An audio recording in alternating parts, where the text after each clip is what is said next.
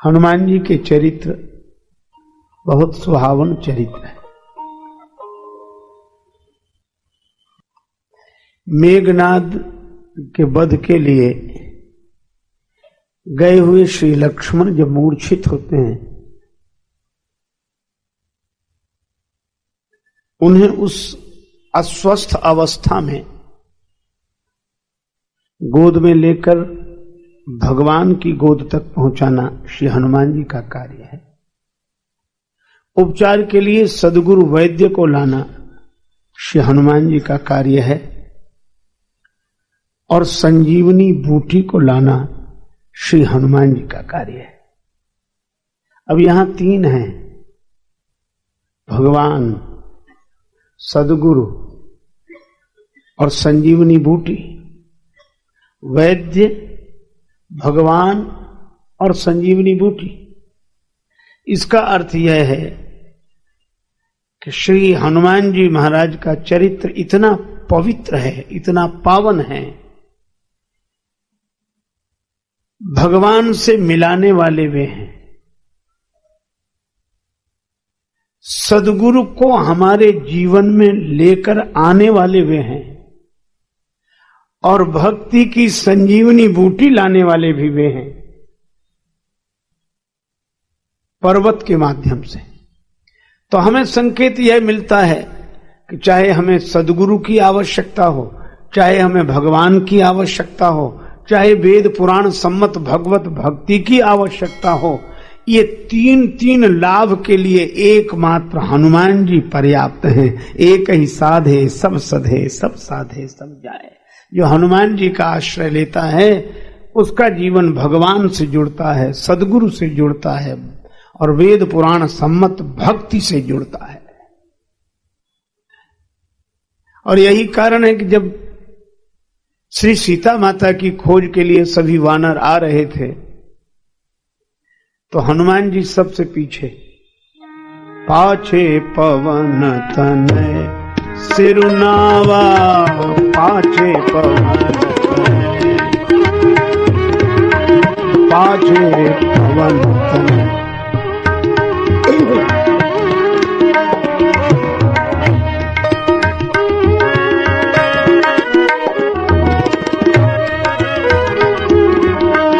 पाछे पवन सिरुना, जान काज प्रभु निकट बुलावा, पाछे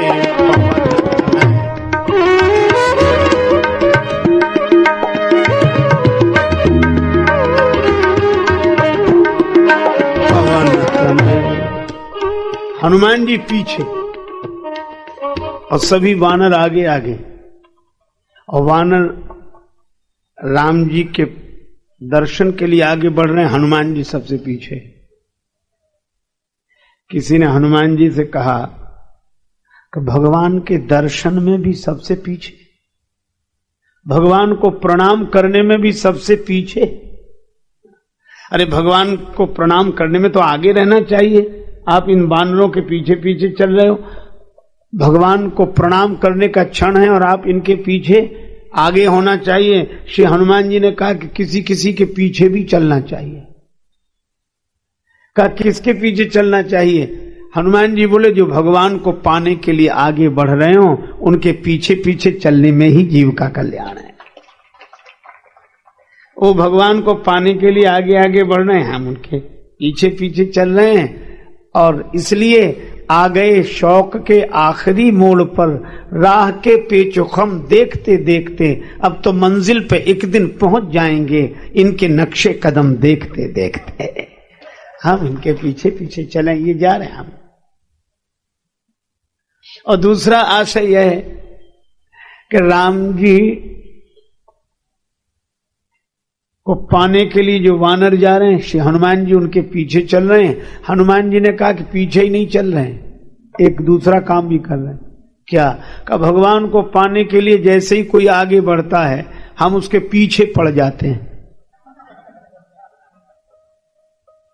और जब तक उसे भगवान से न मिला दे तब तक पीछा नहीं छोड़ते। अच्छा, पीछे क्यों पड़ जाते हो? बोले ताकि वो पीछे न लौट पावे।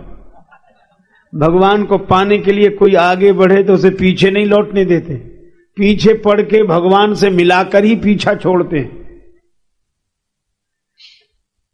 और सचमुच हनुमान जी जिसके पीछे पड़ जाएं उसे भगवान मिल ही जाते हैं, निश्चित मिलेंगे।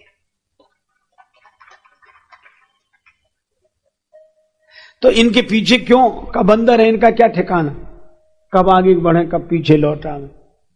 और अगर देखा जाए तो हम सबको एक एक बंदर मिला है, दिखता नहीं है क्योंकि अंदर है, मन ही तो वह बंदर है, इसका कोई ठिकाना नहीं, कब उधर चले कब इधर।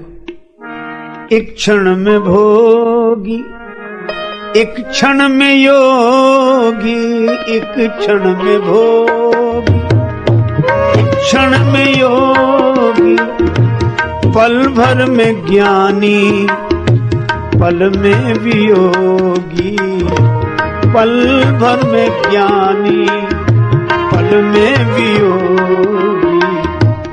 बदलता जो क्षण क्षण में वृत्ति अपनी, कभी अपने मन के भरोसे न रहना, कभी अपने मन के भरोसे न रहना। तन कीमती है मगर है विनाशी, कभी अगले क्षण के भरोसे न रहना।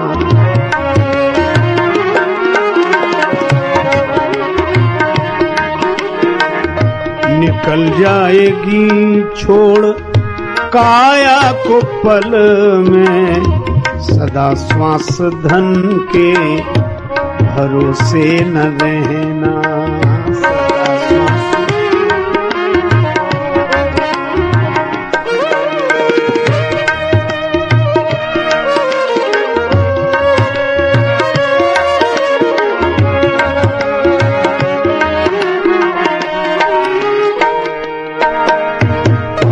तुझको जो मेरा मेरा कहेंगे, जरूरी नहीं वे भी तेरे रहेंगे।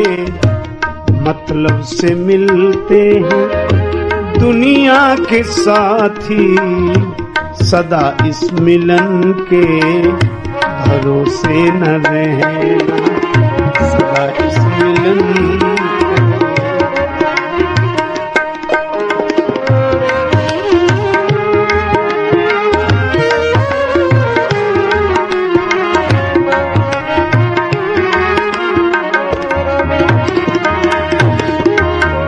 हम चाहते काम दुनिया के कर ले, धन धाम अर्जित कर नाम कर ले, फिर एक दिन बन के साधु रहेंगे, उस एक दिन के भरोसे न रहना, उस एक दिन के।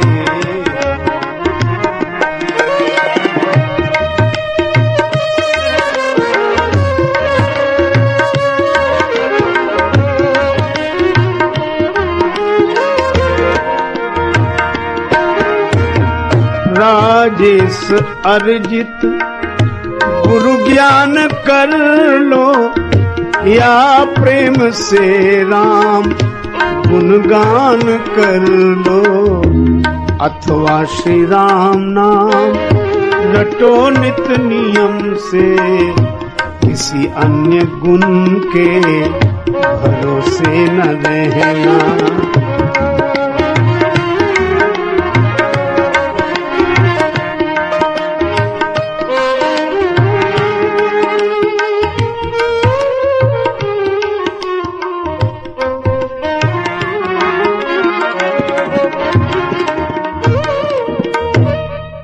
एक दृष्टि यह भी है, ये मन ही चंचल वानर वृत्ति वाला है, हनुमान जी इसके पीछे पड़े।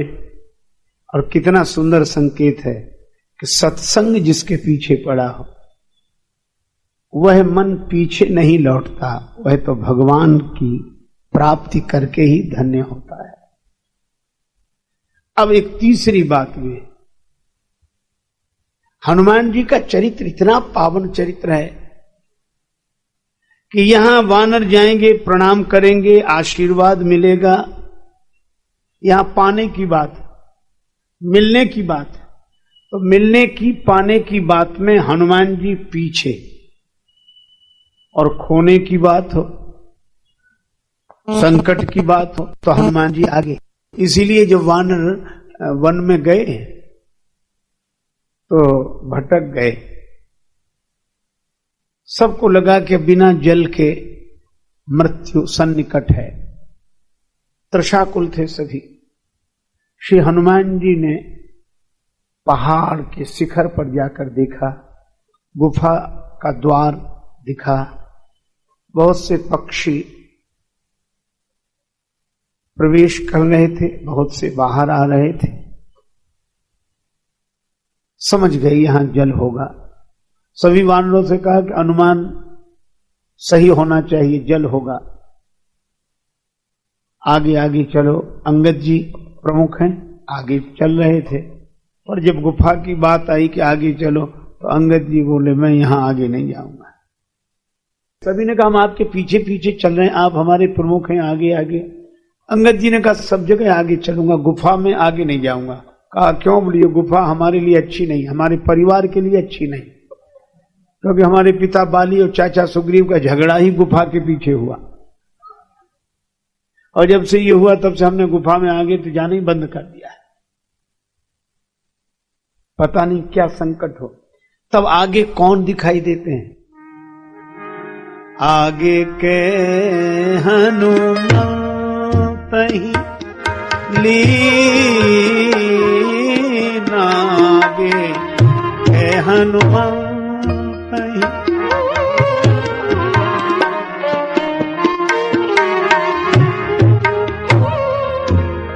बैठे विवर विलंब न कीना, आगे के हनुमत ही,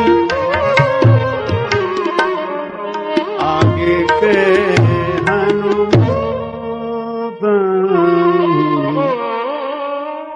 हनुमान जी वहां आगे हो गए। संकट की संभावना हो तो हनुमान जी आगे, खोने की बात हो तो हनुमान जी आगे, पाने की बात हो तो हनुमान जी पीछे। हम लोग पाने की बात हो तो आगे, खतरा हो, खोने की स्थिति हो तो पीछे। मिले तो उसमें हम सबसे आगे हों, और कुछ बिगड़ रहा हो तो दूसरे का बिगड़े, बने तो हमारा बने। पर हनुमान जी महाराज ऐसे हैं। अच्छा देखो, मैंने आपसे निवेदन किया कि हनुमान जी 3 से सहज जोड़ देते हैं, संजीवनी बूटी से, सदगुरु से और भगवान से। संजीवनी बूटी भक्ति रूपा है, रघुपति भगति सजीवन मूरी, सुखैन वैद्य सदगुरु के स्वरूप हैं, और राम जी भगवान है। अच्छा अब एक बात और भी सोचें, ये तीनों अलग अलग जगह हैं।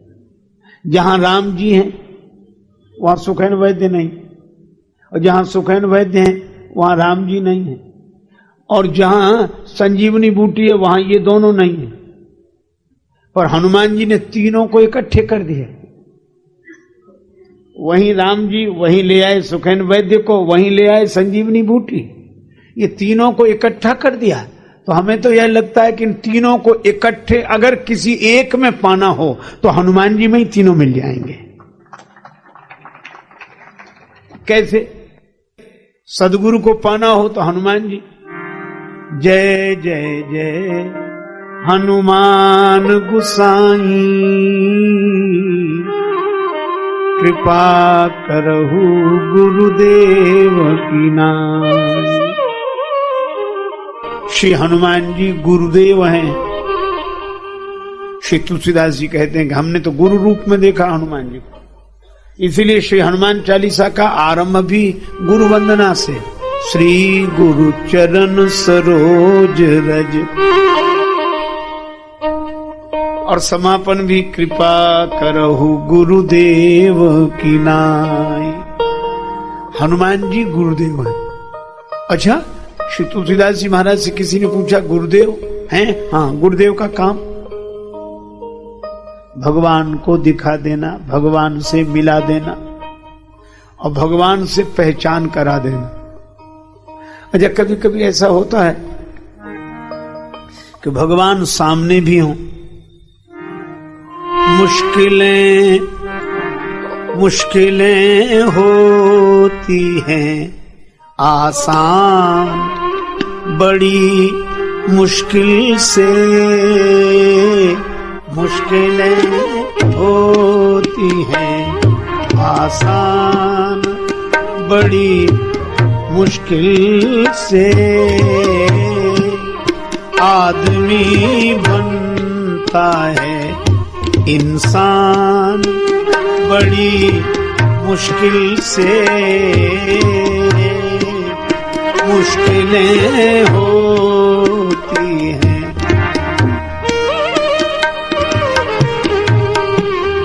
धर्म की राह पे चलना तो कोई खेल नहीं, फर्ज की होती है पहचान, बड़ी मुश्किल से आदमी बनता है इंसान।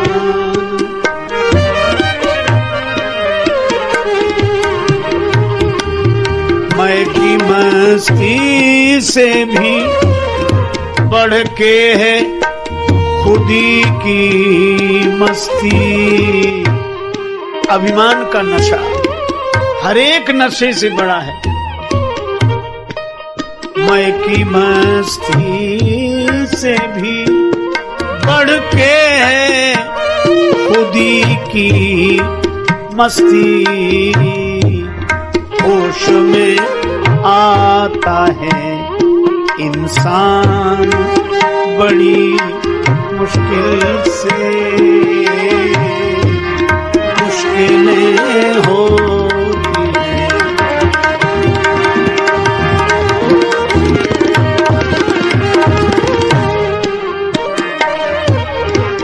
ढूंढने वाले को मिल जाते प्रभु हैं, लेकिन आँख कर सकती है पहचान, बड़ी मुश्किल से आँख कर सकती है। राम हरि गुण गाये जिंदगी बेकार न कर, चोला मिलता है ये नादान, बड़ी मुश्किल से आदमी हो। आंख कर सकती है पहचान, बड़ी मुश्किल से। श्री तुलसीदास जी को तो भगवान मिल गए, सामने खड़े हैं। श्री तुलसीदास जी चंदन उतार रहे हैं, नेत्र प्रेम आंसुओं से भरे हैं। मंदाकिनी गंगा जी के किनारे चित्रकूट में मौनी अमावस्या के दिन बैठे हैं, चंदन उतार रहे हैं। भगवान प्रकट हो गए, बाबा थोड़ा चंदन हमें दे दो। श्री तुलसीदास जी ने सिर झुकाए झुकाए उत्तर दिया, भैया हम वैसे ही बहुत परेशान हैं, किसी और से मांग लो। घाट पर बहुत से पंडे हैं, हमें हमारे हाल पर अकेला छोड़ दो। राम जी मन ही मन हंसे कि जिसके लिए परेशान है वही तो सामने है। भगवान ने कहा कि बाबा चंदन दो चाहे मत दो, पर एक बात बताओ, क्यों रो रहे हो, कौन खो गया है तुम्हारा? श्री तुलसीदास जी ने कहा मेरे भगवान मुझे नहीं मिल रहे। तब तो आपके भगवान बड़े कठोर हैं, आप इतना रोते हो, भगवान नहीं मिल रहे। अब तुलसीदास जी ने सिर ऊपर किया, इनको मुझसे इतनी सहानुभूति है, तो हाथ जोड़ के बोले ना भैया ऐसे मत कहो, भगवान कठोर नहीं है, भगवान तो बड़े कृपालु हैं, हमारा भाग्य ही ऐसा है तो वो कृपालु पर भाग्य ऐसा है मेरा, क्या करें? भगवान ने कहा रे रे रे रे, हमें बड़ा दुख हुआ आपकी यह दशा देखकर, और आपके भगवान से भी हमें शिकायत है। भगवान ही कह रहे हैं। अब वो लोग भक्त हैं, तुलसीदास जी राम जी हैं, भगवान भक्त भगवान दोनों मिल गए, पर मिलकर भी नहीं मिले। और भगवान के साथ यही सबसे बड़ी कठिनाई है। एक संत कहते थे कि जगत के पदार्थों की प्राप्ति अप्राप्त की प्राप्ति है। जगत के पदार्थों की प्राप्ति, हम उसी की तो कामना करते हैं जो प्राप्त ना हुआ हो। अप्राप्त की प्राप्ति है, पर परमात्मा की प्राप्ति तो प्राप्त की प्राप्ति है। वो तो मिले हुए हैं,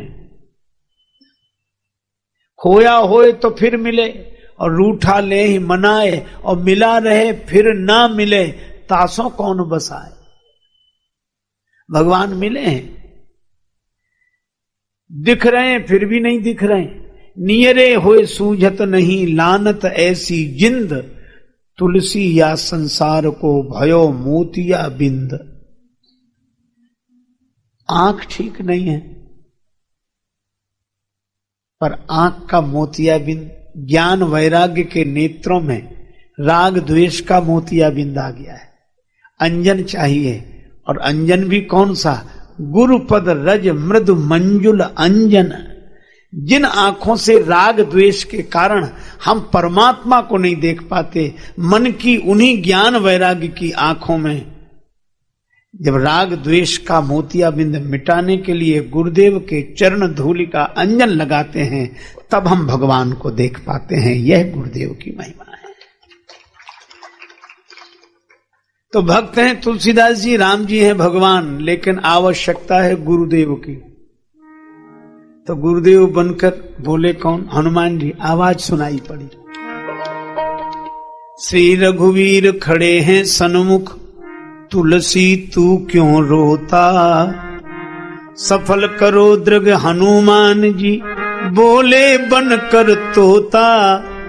शोभा रामचंद्र की देखो नित्य नवल सी, गुण गायक सीताराम जी के।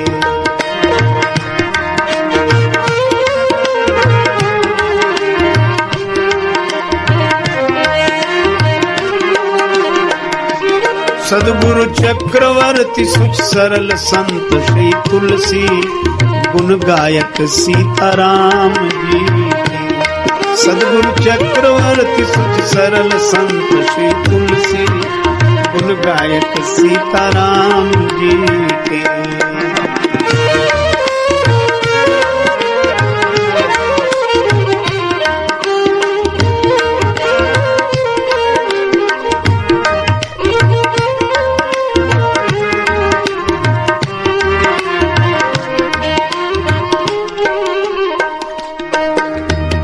चित्रकूट के घाट पर भई संतन की भीड़, तुलसीदास चंदन घिसे तिलक देत रघुवीर। और जो हनुमान जी ने यह ज्ञान दिया, बिन गुरु होए की ज्ञान, तो तुलसीदास जी भी प्रभु पहचानी परऊ गही चरना। तो ये गुरुदेव हैं कृपा करहु गुरुदेव की नाई। हनुमान जी मिल जाए तो ऐसे लगता है कि गुरुदेव मिल गए, क्योंकि हनुमान जी गुरुदेव हैं, हनुमान जी गुरु तत्व हैं। अच्छा, इसलिए भी गुरुदेव हैं। एक जगह श्री हनुमान चालीसा का पाठ हो रहा था, लोग श्री हनुमान चालीसा पढ़ते पढ़ते उस पंक्ति का पाठ करने लगे। शंकर सुवन केशरी नंदन, तेज प्रताप महाजगबंदन। एक सिद्ध पुरुष बैठे थे, वे अपनी भाव दशा में आनंदित होते हुए श्री हनुमान चालीसा का पाठ सुन रहे थे, और जैसे ये पंक्ति आई, शंकर सुवन केशरी नंदन, कहने लगे बंद करो बंद करो बंद करो, अशुद्ध पाठ मत करो। अरे महाराज, इसमें पुस्तक में श्री हनुमान चालीसा की प्रति में यही लिखा है। महात्मा बोले लिखा है तो भी मत पढ़ो। अरे कल लिखा है, कल तुम लेखे की बात करते हो, हम देखने की बात करते, हमने जो देखा है। तो क्या महात्मा बोले शंकर सुवन केशरी नंदन मत कहो, ये पढ़ो शंकर स्वयं केशरी नंदन। शंकर जी ही श्री हनुमान जी के रूप में प्रकट हुए। जैसे ये पंक्ति आई, शंकर सुवन केशरी नंदन, कहने लगे बंद करो बंद करो बंद करो, अशुद्ध पाठ मत करो। अरे महाराज, इसमें पुस्तक में श्री हनुमान चालीसा की प्रति में यही लिखा है। महात्मा बोले लिखा है तो भी मत पढ़ो। अरे कल लिखा है, कल तुम लेखे की बात करते हो, हम देखने की बात करते, हमने जो देखा है। तो क्या महात्मा बोले शंकर सुवन केशरी नंदन मत कहो, ये पढ़ो शंकर स्वयं केशरी नंदन। शंकर जी ही श्री हनुमान जी के रूप में प्रकट हुए। प्रगटे श्री काशीश कीश बने, राम भगति के काज। श्री शंकर जी हनुमान जी के रूप में आए। अच्छा, शंकर जी कौन? तुम त्रिभुवन गुरु वेद बखाना, आन जीव पामर का जाना। शंकर भगवान सदगुरु हैं, वंदे बोधमयम नित्यम गुरुम शंकर रूप। तो शंकर जी हैं गुरुदेव, और उनके अवतार हनुमान जी। तो हनुमान जी गुरु तत्व हैं, हनुमान जी गुरु हैं। इसलिए गुरु को पाना हो तो हनुमान जी को देखो। हनुमान जी के रूप में सदगुरु मिल जाते हैं। अच्छा, और एक बात कहूं, तुलसीदास जी को हनुमान जी गुरु रूप में दिखाई देते, पर एक भक्त को हनुमान जी मिले, वे हैं भगवत भक्ति भूषण परम भागवत श्री भरत जी। हनुमान जी अयोध्या में संदेश लेकर आए कि श्री राम जी आ रहे हैं। रिपुरण जीत सुजस सुर गावत, सीता सहित अनुज प्रभु आवत। श्री भरत जी ने जो यह समाचार सुना तो यही बोले, को तुम तात कहाँ ते आए, मोही परम प्रिय बचन सुनाए।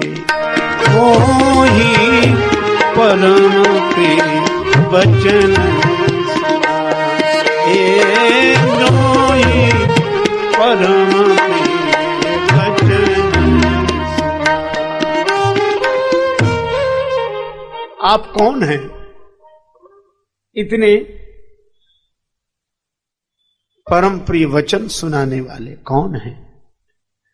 हनुमान जी विप्र रूप में आए थे, प्रकट हो गए अपने वानर रूप में, और यही कहा,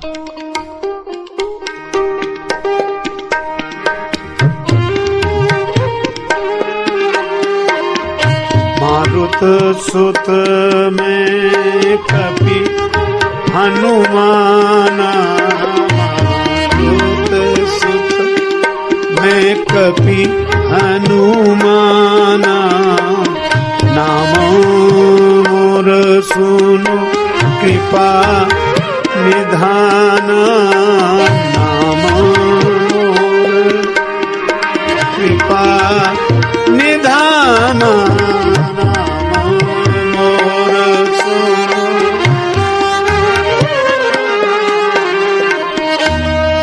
श्री हनुमान जी ने कहा कि मैं पवन का पुत्र हनुमान, श्री भरत जी आपसे पहले भी मिला हूं, आपका दर्शन हुआ है पहले भी। हाँ, अरे हनुमान जी। श्री भरत जी ने भुजाएं बढ़ाई, हनुमान जी को हृदय से लगा दिया, अत्यंत आनंदित हुए। और मिलकर जब अलग हुए तो श्री भरत जी ने श्री हनुमान जी से कहा, क्या आप सचमुच हनुमान हो? हनुमान जी ने कहा, सचमुच के हनुमान कैसे होते हैं, हम तो हैं वही हनुमान ही हैं। भरत जी अत्यंत भाव भरी दशा में कहते हैं कि यह तो मैं भी समझ रहा हूं कि आप हनुमान हो, हमारे नेत्र कहते हैं कि आप हनुमान हो, बुद्धि कहती है कि आप हनुमान हो, बुद्धि कहती है कि आप हनुमान हो, नेत्र कहते हैं कि आप हनुमान हो, लेकिन जब आपको हृदय से लगाता हूं तो हृदय कुछ और बोलने लगता है। का हृदय क्या बोलता है? श्री भरत जी कहते हैं, जब आपको हृदय से लगाता हूं तो ऐसे लगता है, कपि तव दरस सकल दुख बीते, मिले आज मोहि राम प्रीते। आंखों से देखने पर हनुमान दिखते हो, बुद्धि कहती है कि आप हनुमान हो, लेकिन जब हृदय से लगाता हूं तो ऐसे लगता है कि हनुमान जी से नहीं राम जी से मिल रहा हूं। तो कहीं आप राम जी तो नहीं है, इस रूप में आ गए। हनुमान जी के आंसू बरसने लगे। राम जी के मिलन का अनुभव क्यों हो रहा है? क्योंकि जासु हृदय आगार, बसहि राम सर चाप धर, तो राम जासु हृदय आगार।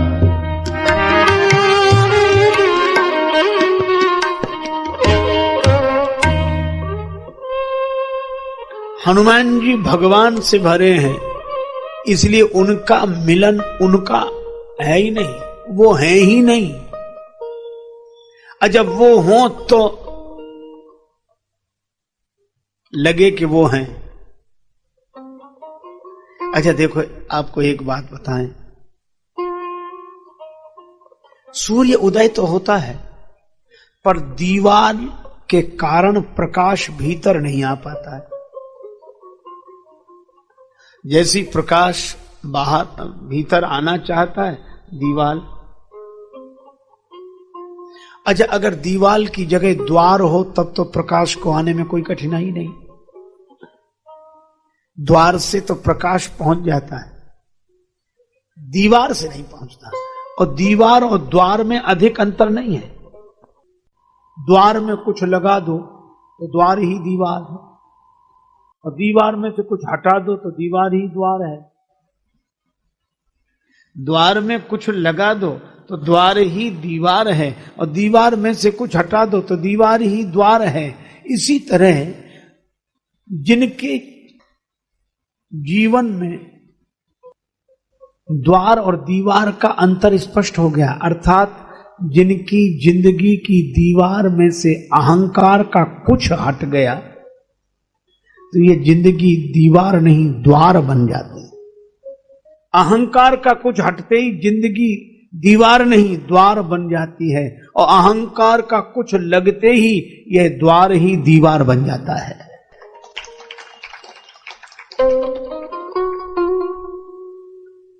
हनुमान जी में अहंकार का कुछ नहीं है, इसलिए उनका जीवन द्वार है, और जिनका जीवन द्वार बन जाता है तो द्वार जैसे ही खाली जगह देता है तो उस जगह सूर्य भगवान प्रकट हो जाते हैं प्रकाश के रूप में। इसी तरह अहंकार का कुछ हटते ही परमात्मा प्रकट हो जाते हैं उसके जीवन में। तो हनुमान जी का मिलना तो भगवान का मिलना है। भरत जी को भी लगता है यही, और श्री विभीषण जी को भी लगा कि तुम राम दीन अनुरागी, निराकार की आरसी श्री सदगुरु की देह है। सदगुरु का जो स्वरूप है वो दर्पण है, और दर्पण में उसका कोई अपना चेहरा नहीं होता, इसलिए सबके चेहरे उसमें दिखते हैं। निराकार की आरसी श्री सदगुरु की देह है, और लखा जो चाहे अलख को सो इनमें लख ले। अलख भी जिनमें लखा जाता है वह सदगुरु। हनुमान जी में ऐसी उनकी चरित्र की पवित्रता ऊंचाई है कि वो है ही नहीं। मैं न बंदा था न खुदा था, श्री स्वामी रामतीर्थ जी महाराज कहते हैं, मैं न बंदा था न खुदा था, मुझे मालूम न था, दोनों इल्लत से जुदा था, मुझे मालूम न था, और वजह मालूम हुई तुझसे न मिलने की है सनम, मैं ही खुद पर्दा बना था, मुझे मालूम न था। ये और सचमुच हनुमान जी वो हैं, पर्दा हट गया है, भगवान उनमें से। अच्छा, तीसरी बात हमने कही कि हनुमान जी भक्ति। भरत जी ने इस रूप में हनुमान जी को देखा, और विभीषण जी क्या कहते हैं कि तुम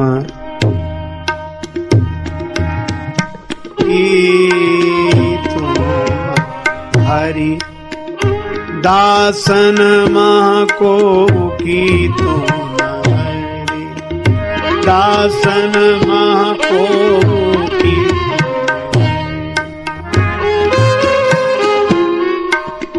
मोरे हृदय प्रीति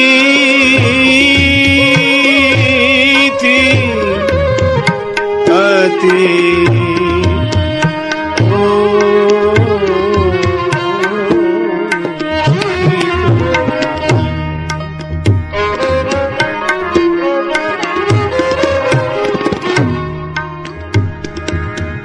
हरिदासन मां को की तुम हरि।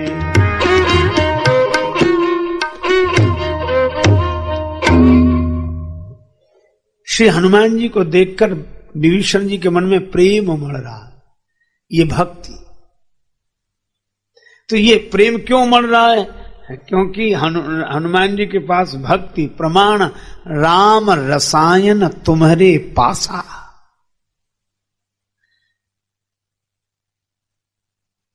तो इन तीनों के लिए अलग अलग भटकने की आवश्यकता नहीं है। जाके गति है हनुमान की, ताकि पैज पूज आई यह रेखा कुलिस पसान की। अघटित घटन सुघट विघटन ऐसी विरिदावली नहीं आन की। सुमिरत संकट सोच विमोचन मूर्ति मोद निधान की। सानुकूलता पर गिरिजा हर लखन राम अरु जान की। तुलसी कपि के कृपा विलोकनी खानी सकल कल्याण की। हनुमान जी की कृपा से सब संभव है, बस अभिमान छोड़कर कोई उनका हो जाए। लेकिन हमारे साथ तो अभिमान ऐसे लगा हुआ। एक भिखारी किसी घर के द्वार रोज आता भिक्षा मांग, रोज आता भिक्षा मांग। वृद्धा बैठी रहती द्वार पर, मना कर देती बुरी तरह, चलो बाबा कुछ नहीं, चलो तुम्हें और कोई काम नहीं, यही घर मिलता है, रोज आ जाते हो, चलो कुछ नहीं। रोज मना करती पर भिखारी ठहरा, वह भी रोज आता तो बढ़िया फिर मना करती। ये नियम था, वो मना करना बंद न करे, वो आना बंद न करे। एक दिन वो वृद्धा कहीं गई थी मोहल्ले में किसी के यहां, पीछे से वो भिखारी आया तो बहू थी घर में, कुछ मिल जाए भिक्षा। तो बहू ने कहा कि बाबा जाओ, कुछ नहीं है, जाओ। भिखारी चला गया। रास्ते में वो सास मिल गई, वो वृद्धा। कहां गए थे बाबा? तुम्हारे यहां गए थे, कुछ मिला ना? क्यों? बहू ने मना कर दिया। बहू ने मना किया? बहू कौन होती मना करने वाली? चलो लौटकर। भिखारी ने सोचा इन दोनों के झगड़े में हमें फायदा, वो भी आ गया। सास ने कहा तूने मना किया? बहू बोली जी माता जी। क्यों किया? आप करती थी ना रोज में, तो जो मैं करूंगी सो तू करेगी? मेरी बराबरी कर रही है, कल से आई है, तेरा हुक्म चलेगा? मैं जो कहती हूं वह होता है, तूने कैसे कहा? बहुत डांटा।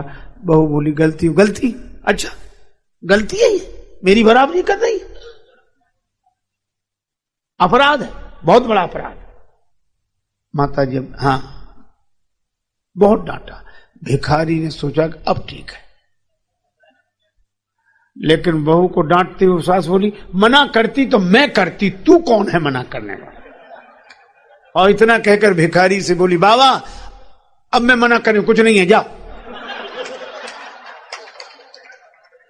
तो हमारे अभिमान की हालत तो ऐसी है कि मना भी करें तो हम करें। अहम कितने सूक्ष्म आकार लेकर बना रहता है। एक बार 1000 रुपए की इनाम रखी, चंचल घोड़ा, इस पर कोई बैठकर सवारी करके बता दे। वो घोड़ा इतना चंचल कि जो पीठ पर बैठे उसी को गिरा दे। एक आदमी बोला मैं इनाम जीतूंगा, 1000 रुपए में बैठूंगा। बैठा, घोड़े पर बैठा, घोड़े ने छलांग लगाई, एक बार में एक हाथ आगे खिसक गया, दूसरी बार में यहां सिर तक, तीसरी बार में गिर गया। लोगों ने कहा हार गया, हार गया। बोला कौन? उठकर खड़ा, बोल कौन कहता हार गया? जीत गया हूं, 1000 रुपए दो। बोले कहा कि धूल तो झड़ाओ, नीचे गिर गए। कहा हम नीचे गिरे ही नहीं। कहा क्यों नहीं गिरे? सबके सामने गिरे। बोले सब कहते रहे, हम माने तब तो, हम गिरे ही नहीं।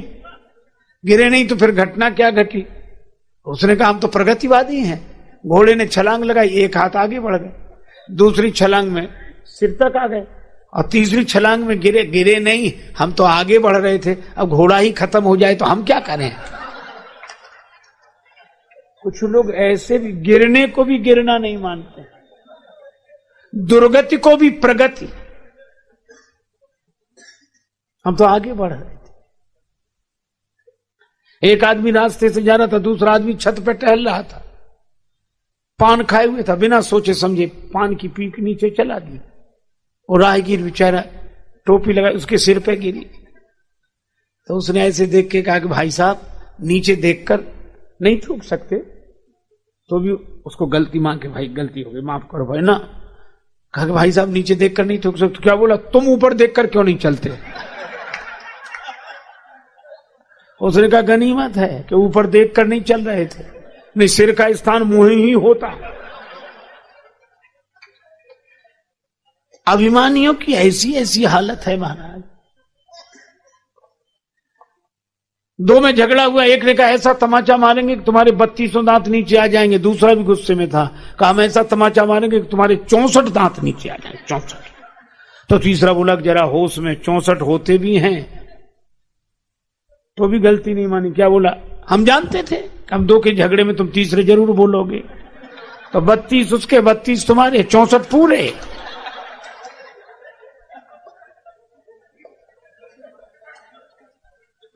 इसलिए भाई हमारी तो यह दशा है। पर हनुमान जी पीछे रहे तो भी कुछ नहीं, आगे रहे तो भी कुछ नहीं। पीछे रहे तो गिलानी नहीं, आगे रहे तो अभिमान नहीं। लंका में वंदन हुआ, लंकनी ने वंदन किया, तात मोरी अति पुण्य बहुता देखियो नयन राम कर दो, वंदन हुआ तो भी कोई फर्क नहीं पड़ा। और दूसरे दिन बंधन में बंध गए तो भी कोई फर्क नहीं। मोह न कछु बांधे कई लाजा, कीन चाहो निज प्रभु कर काजा। न ग्लानि है न गुमान है, ऐसे और जिसमें न ग्लानि हो न गुमान हो, ऐसे श्री हनुमान है। अब हनुमान जी को इन तीनों रूपों में देखना चाहिए। अब गुरु रूप में अगर देखें तो वानरों के साथ हनुमान जी जा रहे हैं और वानर सीता जी को खोजने जा रहे हैं, जंगल में भटक गए। भगवान शंकराचार्य कहते हैं कि महान गंभीर गहन वन जंगल क्या है? वे कहते हैं शब्द जालम महारण्यम चित्त भ्रमण कारणम। ये शब्द जाल बहुत बड़ा जंगल है, चित्त को भ्रमित करने का कारण है शब्द।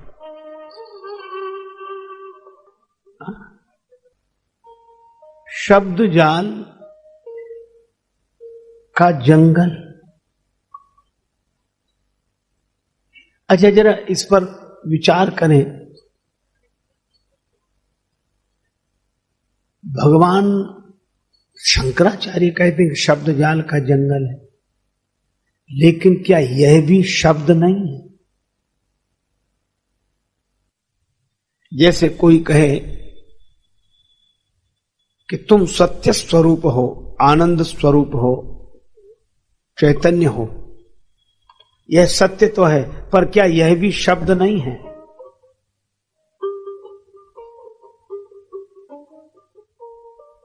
तो क्या तो शब्द भटकाता है या शब्द सत्य तक पहुंचाता है? पर भगवान शंकराचार्य कहते हैं कि जंगल है, भटका देता है। चलो इसको आप ऐसे विचार करो कि शब्द बहुत जरूरी है, लेकिन असावधानी हुई तो जो शब्द सत्य तक पहुंचाता है, असावधानी होने पर वही पूरी तरह भटका देता है। कैसे? ऐसे समझो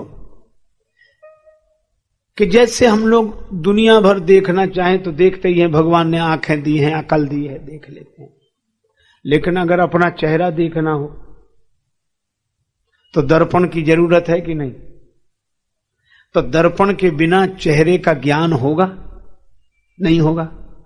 तो दर्पण चेहरे तक पहुंचाता है कि भटकाता है? चेहरे तक पहुंचाता है। लेकिन दर्पण भटका भी सकता है।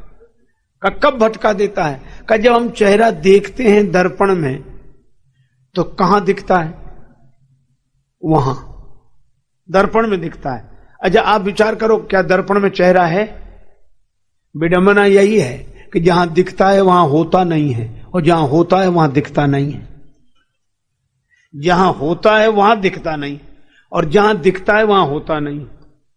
अब दर्पण में दिखने वाले चेहरे को ही कोई सत्य समझ ले और जिंदगी भर उधर हाथ मारे कि इसकी नाक पकड़ने, कान आएगा कभी पकड़, और कभी सोचे कि हो सकता है कि हम भोजन करके पकड़ रहे हैं, इसलिए फलाहार करें तो शायद आ जाए, व्रत करने से आ जाए। कितनी भी साधना की जाए पकड़ में नहीं आएगा, और दिखेगा वहीं जहां पकड़ में नहीं आएगा। तो करें क्या? अगर दर्पण में दिखने वाले चेहरे को ही सत्य समझ लिया तो दर्पण ने आपको पहुंचाया नहीं, भटका दिया। लेकिन दर्पण में दिखने वाले चेहरे की ओर हाथ न बढ़ाकर, जिधर दिख रहा है उधर हाथ न बढ़ाएं, जिधर से दिख रहा है उधर हाथ लौटाएं।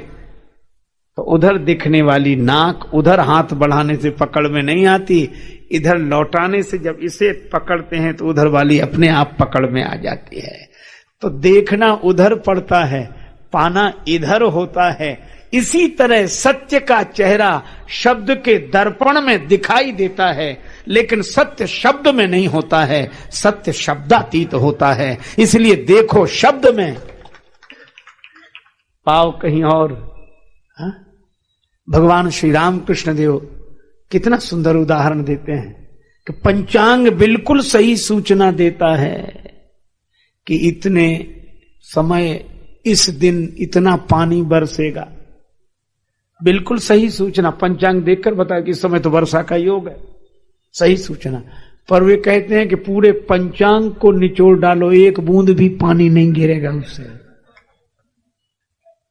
अच्छा, अगर आज का उदाहरण देखें, रेलवे टाइम टेबल, कई बार यही लोग आपको रुको यही बता दो, इस समय ये गाड़ी है, इस समय ये गाड़ी है, सभी गाड़ियां हैं उसमें, सभी रेलगाड़ियां हैं, लेकिन सभी होने के बाद भी एक भी हो सकती है उसमें, इतनी सी किताब में रेलगाड़ी। अब कोई रेलवे टाइम टेबल में लिखी रेलगाड़ी को ही सत्य समझ ले तो कहीं पहुंचेगा?